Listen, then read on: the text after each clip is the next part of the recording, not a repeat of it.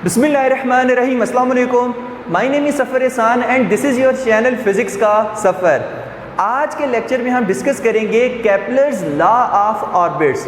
इससे पहले वाले लेक्चर्स में हम केपलर्स के जो लॉज हैं वो डिस्कस करके आ चुके हैं, लेकिन थोड़ी सी नज़रसानी उन पे डाल ही लेते हैं। तो देखिए, केपलर के लॉ हमसे कहते क्या हैं। केपलर हमसे कहता है कि हम सबको ये पता है कि जो प्लैनेट्स हैं वो सन के गिर्द क्या कर रहे हैं, रिवॉल्व कर रहे हैं। अब पहले समझा जाता था कि जो प्लैनेट्स हैं वो सन के गिर्द सर्कुलर पाथ में रिवॉल्व कर रहे हैं, लेकिन केपलर ने हमें आके बताया कि जो प्लैनेट है वो सन के गिर्द सर्कुलर पाथ में रिवॉल्व नहीं कर रहा, बल्कि एलिप्टिकल पाथ में रिवॉल्व कर रहा है। सर्कुलर पाथ में रिवॉल्व नहीं कर रहा, बल्कि क्या कर रहा है, एलिप्टिकल पाथ में रिवॉल्व कर रहा है। पहली बात उसने ये बताई। फिर वो कहता है कि जो प्लैनेट है जब वो सन के गिर्द रिवॉल्व कर रहा है, सन के गिर्द मूव कर रहा है, तो उसका डिस्टेंस सन से वो चेंज होता रहता है कि कभी यहाँ पर जब वो था तो उसका डिस्टेंस ज़्यादा है, फिर यहाँ पर आएगा तो डिस्टेंस कम है, यहाँ पर आएगा डिस्टेंस और कम, यहाँ पर आएगा और कम, यहाँ पर आएगा और कम। तो जैसे जैसे वो सन के गिर्द रिवॉल्व कर रहा है वैसे वैसे उसका जो डिस्टेंस है सन से वो चेंज होता रहता है। और थर्ड बात क्या कहता है कि जो प्लैनेट है जो सन के गिर्द रिवॉल्व कर रहा है उसकी स्पीड भी चेंज होती रहती है, कि जब सन से दूर है तो आहिस्ता आहिस्ता मूव करेगा, और जब सन के करीब जैसे जैसे आता रहेगा तो उसकी स्पीड क्या होती जाएगी, तेज़ होती जाएगी। ये हमें जो मेन पॉइंट्स हैं वो केपलर लॉज के हमें बताते हैं, ठीक है। उसके बाद वो लॉ ऑफ एरियाज़ है, लॉ ऑफ पीरियड्स है, ठीक है। उस पर वीडियोज़ में बना चुका हूँ, आप जाकर देख सकते हैं प्ले लिस्ट के अंदर। तो शुरू करते हैं आज का lecture Kepler's law of orbit से। तो सबसे पहले देखिए हम इस लेक्चर को लेके किस तरह से चलेंगे। पहले मैं आपको बताऊंगा कि ये जो हमारे पास एलिप्स है इसमें वो मेजर एक्सिस क्या है, माइनर एक्सिस क्या है, एफिलियन क्या है, पेरीहिलियन क्या है, ये सारी चीज़ें बताने के बाद उसके बाद मैं आऊँगा कॉनिक सेक्शन के ऊपर। और कॉनिक सेक्शन के ऊपर आके फिर हम डिस्कस करेंगे कि ये डायरेक्ट्रिक्स क्या है, ये इसेंट्रिसिटी क्या है, ये हमारे पास लेटस रेक्टम क्या है। तो ये सारी चीज़ें इंशाल्लाह हम आज के लेक्चर में डिस्कस करेंगे। लेकिन मैं समझता हूँ इन चीज़ों को समझने के लिए पहले जो मैं ये चीज़ बता रहा हूँ ये आपको पता होनी चाहिए। तो शुरू करते हैं आज का लेक्चर। देखिए, यहाँ पर एलिप्स है और आपको पता है एलिप्स के दो फोकस होते हैं, ठीक है। एक ये वाला है, एक ये वाला है, ठीक है। टोटल दो होते हैं। और ये एलिप्स का क्या है, ये एलिप्स का सेंटर है। ओके हो गया। और एक और चीज़ है कि ये हो सकता है हल्का सा आपको ब्लर नज़र आ रहा हो क्योंकि लाइट की रिफ्लेक्शन इस तरह की है। तो हम आपके लिए इतनी मेहनत करते हैं तो थोड़ा सा तो आप बर्दाश्त कर ही सकते हैं, ठीक है। लेकिन इंशाल्लाह दिखाई भी सही देगा, समझ भी सही आएगा। तो दो इसके फोकस होते हैं और इसमें दोनों फोकस में से किसी एक पर जो है ना वो सन होता है, ठीक है। मान लें ये फोकस है, इसमें क्या है, सन है, ठीक है। और ये ऑर्बिट है जिसके अंदर प्लैनेट ने रिवॉल्व करना है। अब प्लैनेट कोई भी हो सकता है, मान लें ये कोई प्लैनेट अर्थ ही है, ठीक है। अच्छा, अब ये प्लैनेट है जो ऐसे रिवॉल्व कर रहा है।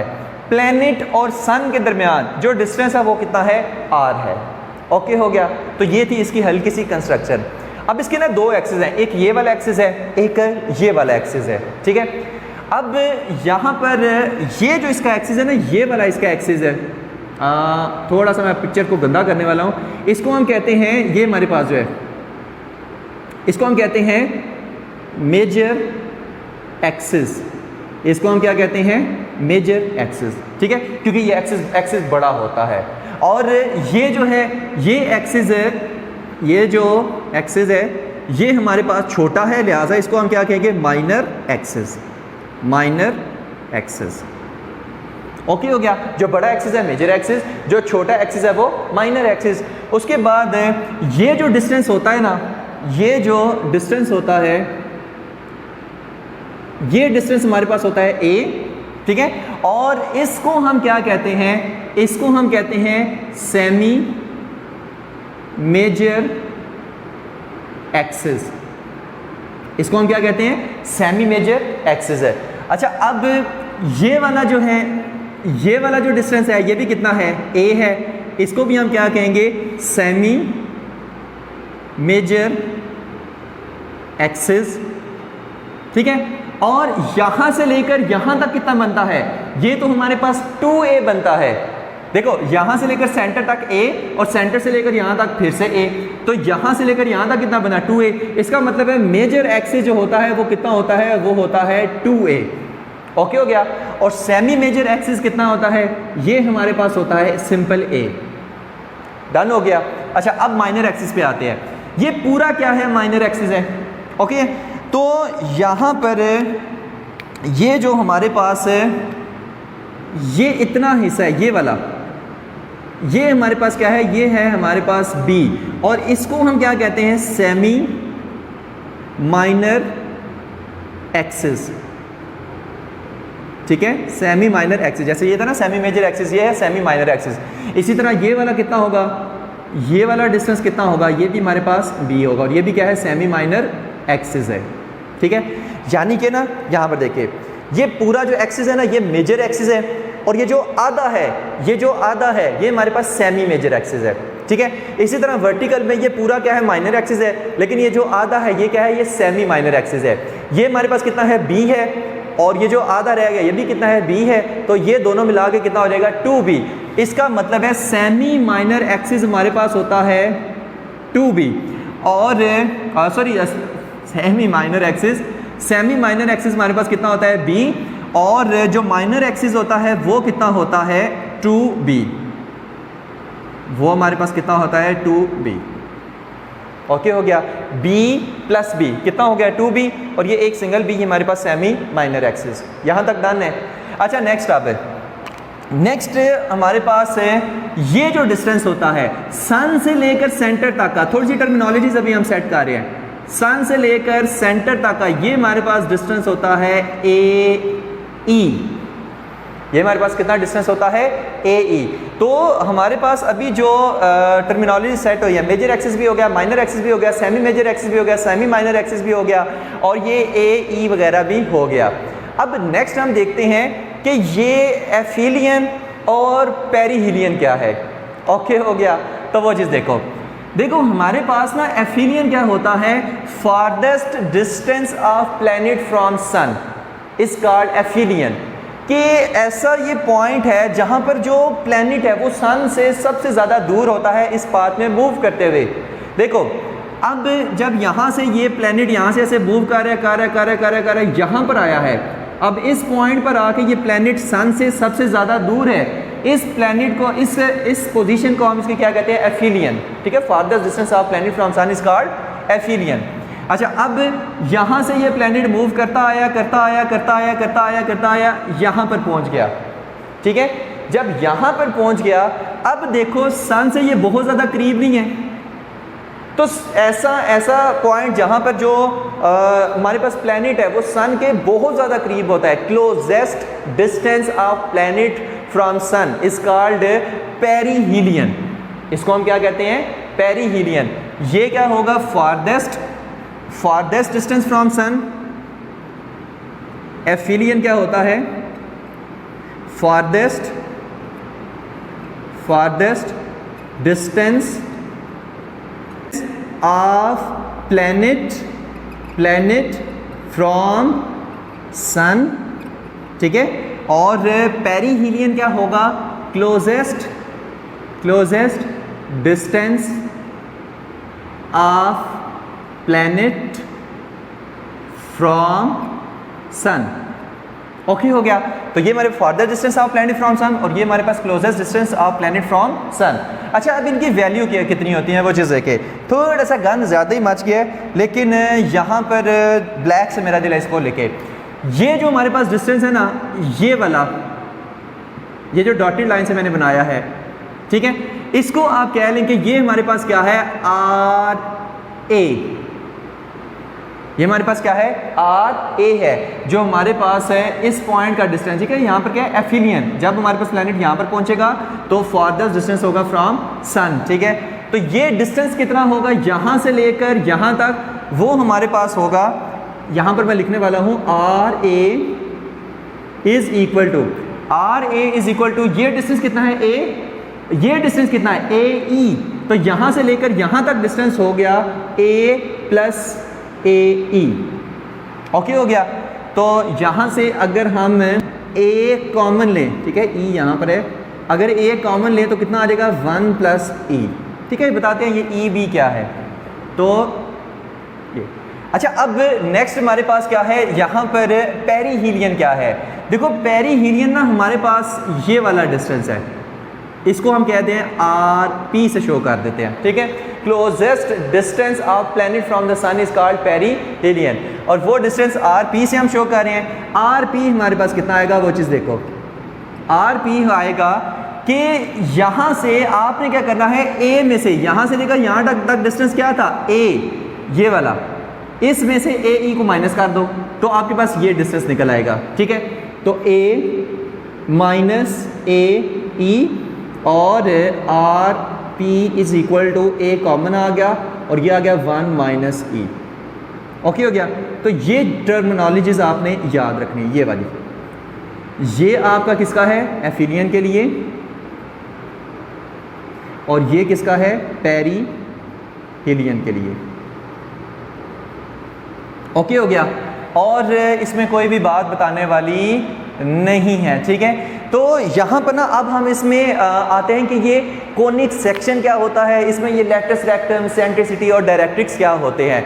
लेकिन उससे भी पहले आपको एक और चीज़ बताते चले कि ये इसेंट्रिसिटी क्या होती है।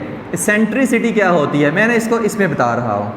इसमें इसेंट्रिसिटी सबसे पहले आपको पता होना चाहिए कि ये इसेंट्रिसिटी क्या होती है।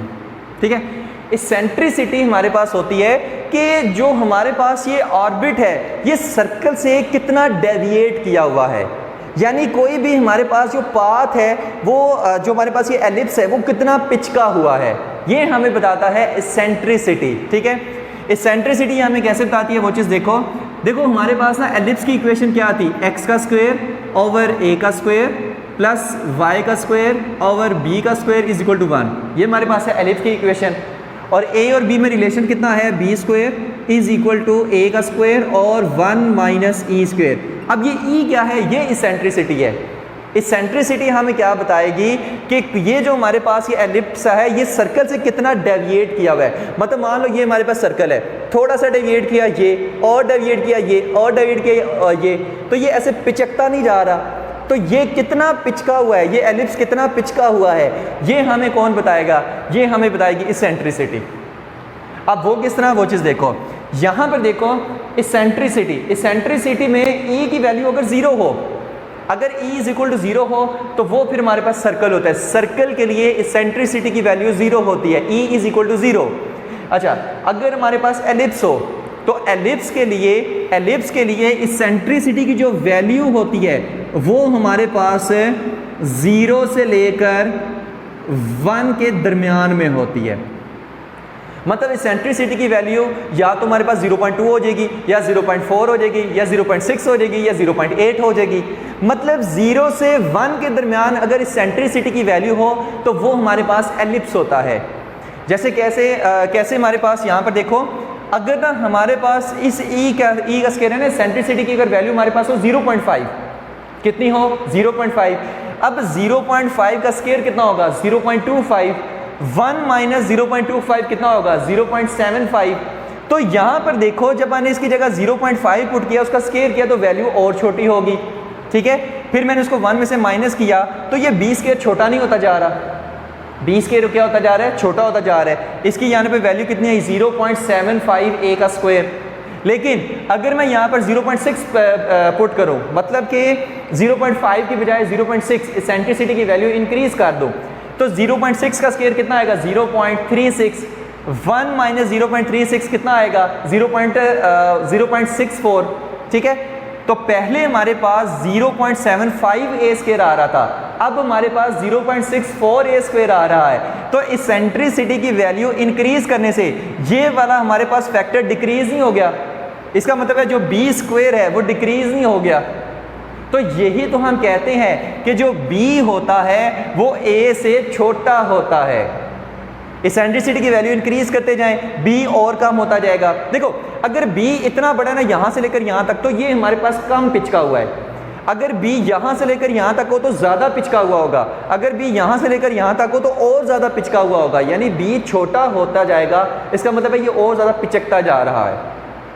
तो इसेंट्रिसिटी की वैल्यू जितनी ज़्यादा इंक्रीज होगी ये उतना ज़्यादा मतलब पिचकेगा, तो हमारे पास बी उतना ज़्यादा छोटा होगा, और बी छोटा होता है ए बड़ा होता है। ये किस में होता है? ये तो एलिप्स में होता है। तो इस वजह से एलिप्स में ई की वैल्यू 0 से लेकर 1 के दरमियान में होती है, ठीक है। तो इस वजह से ये बी छोटा और ये ए बड़ा होता है, ठीक है। यहाँ पर हम इसको कैसे लिखते हैं कि 0 लेस देन ई, ई लेस देन 1, के ई जो है वो हमारे पास 0 से बड़ा होगा लेकिन 1 से छोटा होगा। अच्छा, अगर इसेंट्रिसिटी की वैल्यू 1 आ जाए तो फिर वो पैराबोला होगा। अगर इसेंट्रिसिटी की वैल्यू 1 से ज़्यादा हो तो फिर वो हाइपरबोला बन जाता है। ओके हो गया। तो ये बेसिकली ना हमें शेप के बारे में बता रही है कि सर्कल है, एलिप्स है, पैराबोला है, हाइपरबोला है, एक्चुअल में है क्या। तो इसेंट्रिसिटी हमें ये चीज़ बताती है। डन हो गया, आगे चले, ओके हो गया। अच्छा, अब हमें क्या करना है, हमने यहाँ पर ना एक इसका छोटा सा सेक्शन लेना है, ठीक है। जैसे ना मान लो हमारे पास है ये एलिप्स है, ठीक है, और ये इसके दो फोकस हैं, यहाँ पर सन है और यहाँ पर क्या है, प्लैनेट है। यहाँ पर क्या है, प्लैनेट है। मैं क्या करूँगा, मैं इसका मान लो इतना सा हिस्सा मैं उठा रहा हूँ, सिर्फ इतना, ठीक है। तो हम इसको क्या किया, हमने एक कोनिक सेक्शन ले लिया। ये हमने ना छोटा सा इसका हिस्सा मान लो उठा लिया। अब कोनिक सेक्शन वैसे कुछ भी हो सकता है, हाइपरबोला, पैराबोला हो सकता है, सर्कल हो सकता है, एलिप्स हो सकता है, लेकिन यहाँ पर हम एलिप्स के केस की बात कर रहे हैं, ठीक है। एंड पे एक और चीज़ भी इसके रिलेटेड बताएंगे। तो ये हमारे पास क्या है, कोनिक सेक्शन है। ये हमारे पास फोकस पॉइंट है जिसको मैं क्या कह रहा हूँ, एस, जिसके ऊपर वो सन है, और ये हमारे पास क्या है, पी पॉइंट है, मान ले जहाँ पर कोई प्लैनेट है। ओके हो गया। और ये उसका क्या है, पाथ है। ये उसका क्या है, पाथ है। तो हमने इतना हिस्सा हमने क्या कर लिया, उठा लिया। तो ये हमारे पास क्या है, अब ये हमारे पास कोनिक सेक्शन है, ठीक है। इसी में से निकलेंगे डायरेक्ट्रिक्स क्या होता है और ये लेटस रेक्टम वगैरह क्या चीज़ें होती हैं, ठीक है। यहाँ पर हम सबसे पहले देखते हैं कि ये लेटस रेक्टम क्या होता है, उसके बाद हम देखते हैं कि ये डायरेक्ट्रिक्स क्या होता है। सबसे पहले हम देखते हैं ये लेटस रेक्टम क्या है। हम यहाँ से ना ये चीज़ रेज कर रहे हैं, ये चीज़ गई, ठीक है। लेटस रेक्टम देखते हैं क्या होता है। देखो, लेटस रेक्टम क्या होता है कि अगर हमारे पास ना ये एलिप्स है, ये हमारे पास क्या है, एक एलिप्स है, और आपको पता है एलिप्स के कितने फोकस होते हैं, 2, एक ये और एक ये, ठीक है। अब लेटस रेक्टम क्या होता है, ये ऐसी लाइन होती है जो हमारे पास फोकस के अंदर से पास कर रही हो, फोकस के अंदर से क्या कर रही हो, पास कर रही हो। अब ये भी फोकस है, यहाँ से भी एक लाइन अगर हम पास कर दें तो एलिप्स में क्या है, 2 हमारे पास लेटस रेक्टम होते हैं, ठीक है। एक ये वाला होता है, एक ये वाला। ऐसे ही लाइन जो हमारे पास क्या है, फोकस में से पास कर रही है, और ये लाइन जो है, ये लाइन जो है वो मेजर एक्सिस के परपेंडिकुलर होती है। ये हमारे पास क्या था, मेजर एक्सिस, ये हमारे पास क्या है, मेजर एक्सिस है, ठीक हो गया। यहाँ से लेकर यहाँ तक हमारे पास क्या है, ये मेजर एक्सिस है। उसके परपेंडिकुलर हमने ऐसी लाइन खींचनी है जो फोकस में से पास करे, तो उसको हम कहते हैं लेटस रेक्टम। और ये भी हमें बताती है कि कोई एलिप्स है वो कितना पिचका हुआ है। अगर वो थोड़ा पिचका होगा तो लेटस रेक्टम की लाइन बड़ी मिलेगी, अगर वो एलिप्स ज़्यादा पिचका हुआ होगा तो लेटस रेक्टम की लाइन छोटी मिलेगी। तो ये भी हमें क्या बताती है कि कोई भी जो हमारे पास एलिप्स है वो कितना पिचका हुआ है, ठीक है। तो लेटस रेक्टम क्या होगा, a straight line passing through the focus, क्या है, a straight line passing through the focus of the ellipse, straight line passing through the focus of the ellipse and perpendicular to the major axis of the ellipse. Major axis के क्या हो, ये perpendicular हो, तो ऐसी line को, इसको हम क्या कहते हैं, ये हमारे पास लेटस रेक्टम है, ठीक है, जिसको हम अक्सर एल से शो कर देते हैं। उसके बाद यहाँ पर ये हमने क्या किया था, एक कोनिक सेक्शन हमने लिया था, ठीक है। दोबारा से हम कोनिक सेक्शन पे आते हैं। अब यहाँ पर देखो, ये जो ग्रीन वाली लाइन है ना, ये ऐसी लाइन है जो हमारे पास फोकस में से पास कर रही है, फोकस में से क्या कर रही है, पास कर रही है। तो ये जो हमारे पास लाइन है, यही हमारे पास क्या है, लेटस रेक्टम है। मैंने क्या कहा था, एस पॉइंट कौन सा है, ये तो फोकस वाला पॉइंट है, और उसमें से ये लाइन पास कर रही है। तो ये जो ग्रीन वाली लाइन है, ये हमारे पास क्या है, लेटस रेक्टम है, ठीक है। अच्छा, अब अगर मैं इसके पैरेलल, गौर से सुने, इसके पैरेलल अगर एक मैं लाइन खींच दूं, जो कौन सी लाइन है, ये एमडी, ये वाली लाइन, अगर इसके पैरेलल में एक लाइन खींच दूं लेकिन वो वाली लाइन मेजर एक्सिस के परपेंडिकुलर हो तो उस लाइन को हम क्या कहते हैं, ये हमारे पास डायरेक्ट्रिक्स है। फिर से देखो कि एक ऐसी लाइन जो लेटस रेक्टम के पैरेलल है। अब ये और ये लाइन क्या है, पैरेलल है, लेकिन ये वाली जो लाइन है ये मेजर एक्सिस की क्या है, परपेंडिकुलर है। यहां पर देखें 90 का एंगल मान रहे हैं, ठीक है, ये क्या है, ये मेजर एक्सिस है, ठीक है, आपको पता है ना ये फोकस में से ये वाला मेजर एक्सिस, तो इसके क्या है, ये परपेंडिकुलर है। तो इसको फिर हम क्या कहते हैं, ये हमारे पास डायरेक्ट्रिक्स है। छोटी छोटी टर्म अभी हम कलेक्ट आ रहे हैं।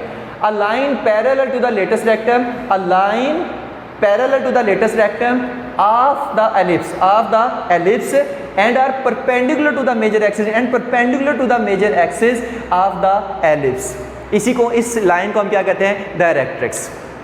डन हो गया, तो डायरेक्ट्रिक्स भी हो गया, इसेंट्रिसिटी भी हो गया और लेटेस्ट रेक्टम भी हो गया। अब हम चलते हैं इसकी कैलकुलेशन की तरफ, ठीक है, कि इसकी कैलकुलेशन हमसे क्या इरशाद फरमाती हैं। देखो इसेंट्रिसिटी हमारे पास क्या होती है, डिस्टेंस ऑफ पॉइंट P के जो कि कर्व के ऊपर है from focus, distance of point P from focus divided by distance of P from directrix. कि आपने क्या करना है, जो कर्व पे ये पॉइंट P है इसका फोकस से डिस्टेंस और इसको डिवाइड कर देना है इस पॉइंट P का डायरेक्ट्रिक्स से डिस्टेंस को। फिर से देखो यहां पर ये डिस्टेंस क्या है, ये हमारे पास पॉइंट P का डिस्टेंस है फोकस से, इसको आपने डिवाइड कर देना है इस पॉइंट का P का जो डिस्टेंस है डायरेक्ट्रिक्स से उससे, तो हमारे पास इसेंट्रिसिटी निकल आएगी। डन हो गया। तो यहाँ पर देखो डिस्टेंस ऑफ P फ्रॉम, और एक और चीज़ इसको मैंने नाम क्या दिए हुए हैं, ये MD और ये हमारे पास क्या है S है और ये हमारे पास क्या है पॉइंट N है और ये हमारे पास पॉइंट P है और ये हमारे पास हॉरिजेंटल के साथ एक सेंट्रिक एंगल सा बन रहा है थीटा, ठीक है, और यहाँ से लेकर यहाँ तक डिस्टेंस R है। अच्छा distance of P from focus कितना है, वो तो हमारे पास SP है, SP divided by distance of P from directrix, वो कितना है PM, यहाँ से लेकर यहाँ तक कितना है PM, तो SP divided by PM, E is equal to SP divided by PM। तो आगे से कैलकुलेशन किस तरह से होगी वो चीज़ देखते हैं। यहाँ से इसको मैं रेज कर रहा हूँ क्योंकि इसकी ज़रूरत नहीं है, आगे चल के देख लेते हैं इनकी क्या क्या वैल्यूज़ होंगी। डायग्राम में रेज नहीं कर रहा। अच्छा यहाँ पर देखो, यहाँ पर SP हमारे पास SP इज इक्वल टू, क्या मैं लिख सकता हूँ, SP is equal to E, अगर मैं इसको इधर आके मल्टीप्लाई करूँ PM, क्या मैं लिख सकता हूँ, बिल्कुल लिख सकता हूँ। क्या मैं PM को इस तरह से लिख सकता हूँ कि SP is equal to E और यहाँ पर मैं लिखूँ PN plus NM, PN plus NM, क्या मैं इस तरह से लिख सकता हूँ, लिख सकता हूँ, बिल्कुल लिख सकता हूँ। कैसे, PM को मैं क्या लिख सकता हूँ, PN प्लस NM, वो भी तो PM ही बनेगा। एक ये छोटी लाइन और ये बड़ी लाइन को मिला दो तो क्या बनेगा, P से लेकर N तक एक बड़ी सी लाइन, तो PM is equal to PN plus NM, सही है।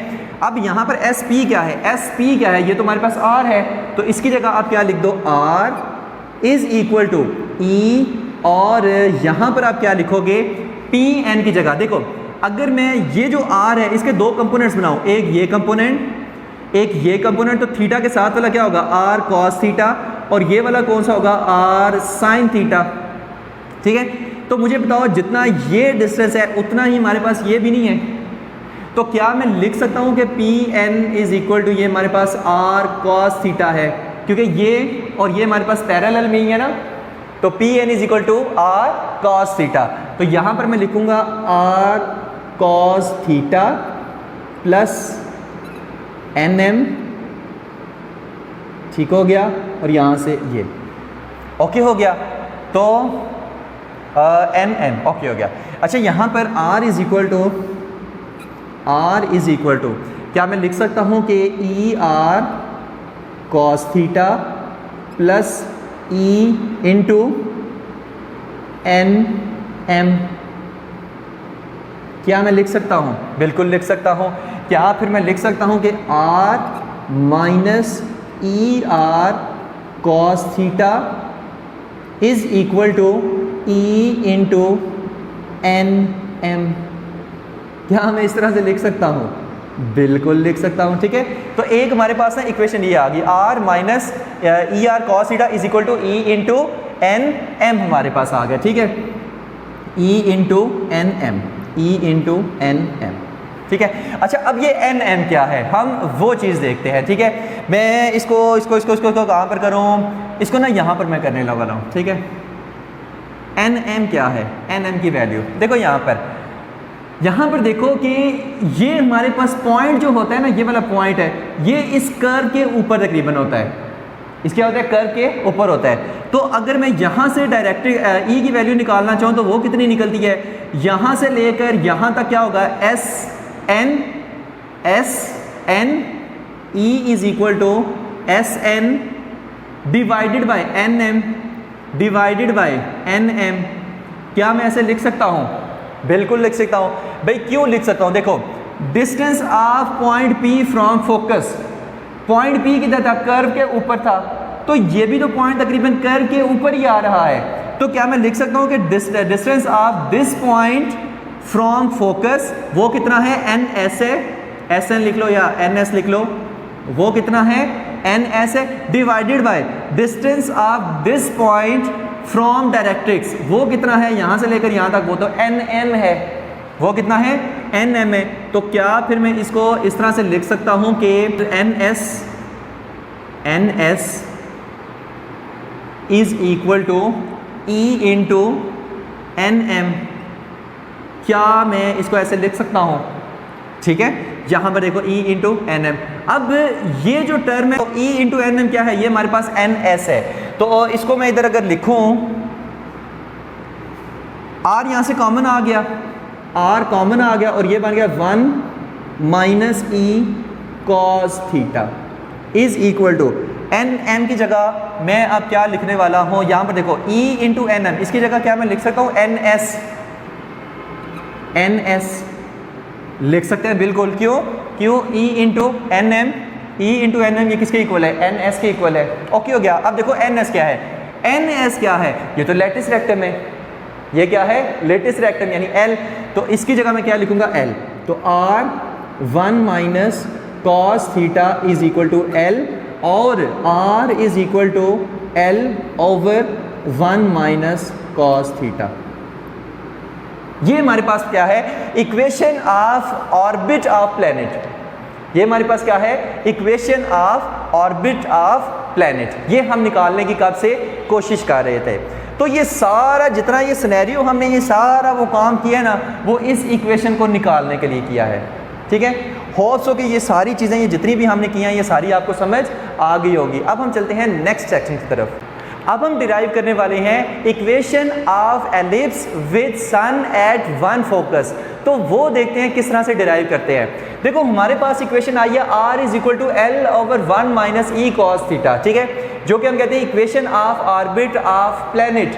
और ये इक्वेशन हमारे पास कैसे आई है, कोनिक सेक्शन से। अब कोनिक सेक्शन जो है हाइपरबोला भी हो सकता है, पैराबोला भी हो सकता है, सर्कल भी हो सकता है, एलिप्स भी हो सकता है। लेकिन ये जो इक्वेशन है यहाँ पर देखो इक्वेशन ऑफ ऑर्बिट। अब ऑर्बिट क्या होता है, क्लोज्ड होता है। अब यहाँ पर जो हाइपरबोला होता है वो क्लोज नहीं होता, पैराबोला क्लोज नहीं होता। इसका मतलब है हाइपरबोला और पैराबोला के लिए तो ये बिल्कुल इक्वेशन नहीं हो सकती। बाकी कौन से बचे, सर्कल और एलिप्स।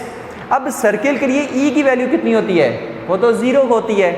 लेकिन क्या यहाँ पर ई की वैल्यू 0 है, नहीं, यहाँ पर ई की वैल्यू कुछ ना कुछ है, यानी 0 नहीं है, 0 के अलावा 0 और 1 के दरमियान कुछ ना कुछ इसकी वैल्यू है। इसका मतलब है ये इक्वेशन ऑफ ऑर्बिट सर्कल के लिए भी नहीं है। तो फिर ये किसके लिए है, ये फिर एलिप्स के लिए है, ठीक है। ये हमारे पास equation of orbit of planet ellipse के लिए है। ओके हो गया, ना सर्कल के लिए, ना हाइपरबोला के लिए, ना पैराबोला के लिए। अब नेक्स्ट क्या है, नेक्स्ट हमारे पास आता है कि दो हमने पॉइंट्स में लिए थे। एक r a is equal to a common आ गया और था 1 प्लस ई, और आर पी ए कॉमन आ गया था 1 माइनस ई, ठीक है। ये इक्वेशन हम पहले देख के आ चुके हैं। कैसे कि आर ए हमारे पास क्या है, डिस्टेंस है कौन सा, एफिलियन तक का, और ये हमारे पास कितना था a plus a e, a common आ गया तो 1 प्लस ई। और आर पी क्या है पेरीहीलियन, और यहाँ पर पेरीहीलियन सन से लेकर यहाँ तक का डिस्टेंस कितना है आर पी। ओके हो गया। और आर पी किसके इक्वल है ए माइनस ए ई, तो वो कितना आएगा ए कॉमन आ जाएगा और साथ में 1 माइनस ई, ये पहले समझा के आ चुके हैं। अब नेक्स्ट हमारे पास क्या है, नेक्स्ट हमारे पास हम देखने वाले हैं कि position of planet, position of planet at aphelion, aphelion नाम बड़े वजह किया। अच्छा एफिलियन तो प्लैनेट नहीं है ये प्लैनेट। अच्छा एफिलियन पे हमारे पास थीटा इज इक्वल टू कितना होगा 0 डिग्री, थीटा कितना होगा 0 डिग्री होगा। अच्छा कैसे 0 डिग्री होगा, यहाँ पर देखो प्लैनेट यहाँ पर है, प्लैनेट यहाँ पर है, सन यहाँ पर है, तो सन के रिस्पेक्ट से ये एंगल हमारे पास कितना है ये 0 डिग्री है, तो theta is equal to 0 degree.